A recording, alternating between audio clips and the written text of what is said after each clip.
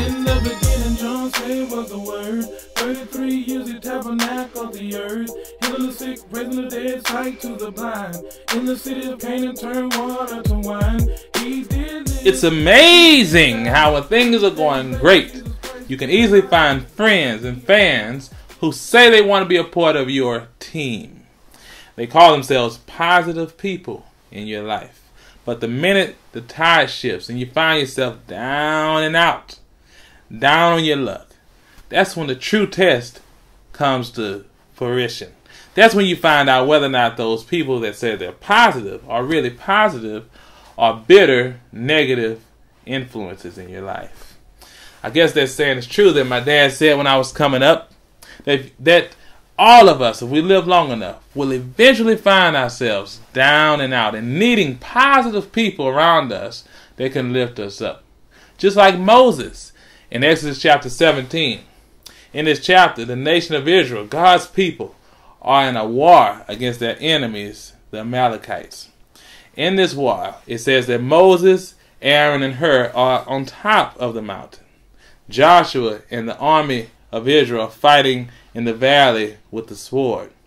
But as things go, Moses becomes tired and needs positive influences in his life. Let's look at verse number 12. Exodus chapter 17, verse number 12. It says, "But Moses' hands became heavy, so they took a stone and put it under him, and he sat on it.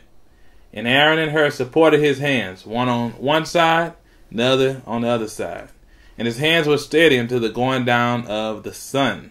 Verse 13, "So Joshua defeated Amalek and his people with the edge of the sword."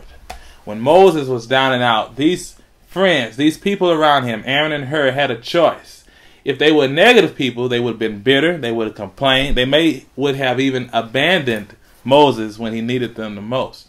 But the Bible says when he was down and out, they instantly, without thinking, placed something for him to sit on, and they also held his hands up, one on one side and one on the other. Obviously, these were positive people that were there when he needed them the most. And because of what they did, those two positive people, the Bible says the whole army benefited by winning this victorious battle against their enemies. I guess that old saying is true that says, if you find one friend in your life, you find one more than everybody else around you. If there's people that God has placed in your life that you know are positive influences, you ought to be appreciative and let them know how important they are to you. But likewise, you ought to not only receive, you ought to want to give back and be a positive influence to those people and to all the people that God has placed around you.